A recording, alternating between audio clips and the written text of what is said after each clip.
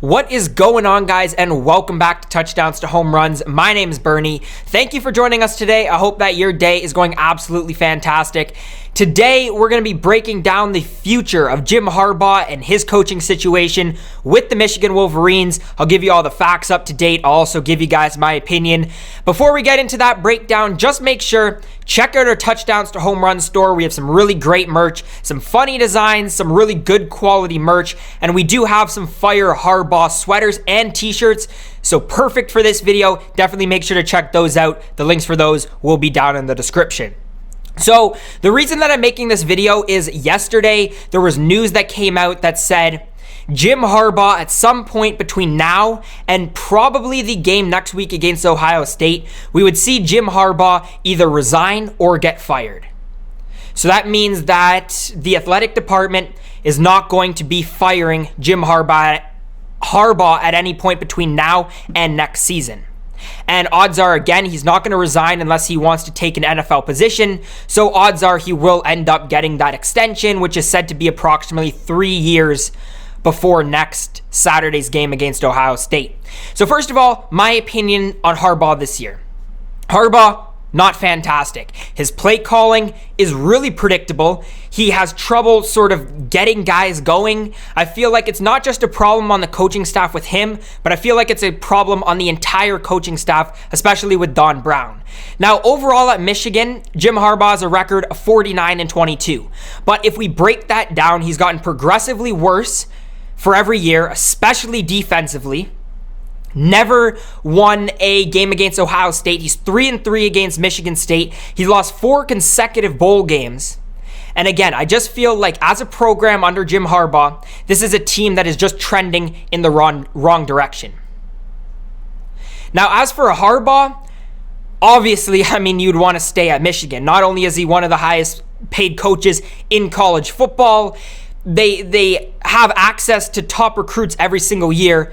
And if Harbaugh wins anywhere in college football for somebody who needs a head coach, it's going to be in Michigan. So for him, great position. For Michigan fans, not so much. Now, the reports came out because I know a lot of people are asking, why would we want to keep Jim Harbaugh? And it comes down to the recruits. Now, there was a report that I saw this weekend that said up to 10 of our 2020 recruits were waiting on this decision and possibly transferring. Now, you have to remember that Jim Harbaugh is an all-time great Michigan quarterback. People like him. He's still got a lot of experience in the NFL and at the college level. So recruits a lot of the time are still coming to be coached by Jim Harbaugh. And if we were to fire him or he were to resign, a lot of those guys would now be looking elsewhere for that other same experience, and you don't want to play for a first-year head coach. But my opinion on this is sort of, Michigan has top recruiting classes every single year. So at some point, we have to stop that loop. Because if we have top recruiting classes every single year, at some point we are going to have to sacrifice those recruits. Because it's not like 1 year we're just going to be having a down year unless our program keeps on sucking. But at some point down the line, I still see Michigan having to sacrifice those recruits. And I understand it not being this year because we got J.J. McCarthy coming in. We have a pretty good overall class. But again, that's something to just look out for in the future. As for Jim Harbaugh on the flip side, he has a few options. There's a lot of head coach vacancies in the NFL. I know that there were reports that also came out today after this news that said Jim Harbaugh, could potentially be eyeing that return back to the NFL. He's a guy who has experience. He was a coach for the Oakland Raiders. Obviously, he was 4 years with the San Francisco 49ers. At the end of the day, maybe he just needs to be in a different environment. And again, if, he goes to the NFL, he doesn't have to worry necessarily about losing pay. He could stay in Ann Arbor, go to Detroit. But I know a lot of Michigan fans, Detroit fans would not like that. But, teams like Jacksonville he could also go to. Or potentially another college football program. But for now, again, looks like next week, he will be signed to a 3-year extension, and I will have the video to cover that when it does come out. So what does this mean for Michigan down the line? Assuming that we lose this game here, I think we end the season with a 2-5 record. easily Harbaugh's worst year, and I think it's his first year of under 500 football since 2009, I think it was, at Stanford. But again, we have a new quarterback coming in. I don't know if he's going to start right away. I don't know if it's going to be Cade McNamara or, but we'll have a new look. I do, however, think Don Brown goes this offseason. We need new looks defensively. Michigan's gotten really predictable. I think that especially this year, we had a lot of trouble figuring out our identity.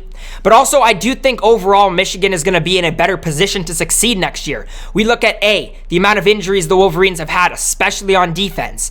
And I don't know if, we would have won some of the games like Penn State if our defense especially was healthier, but I do think it would have helped. And I mean, last year we lost a ton of guys, again, especially on defense, to the NFL. So, coming into this year, it was supposed to be a down year for the Wolverines. But I think a lot of us got sort of excited because of what we saw from Minnesota. But at the end of the day, Minnesota didn't end up being a great team this year.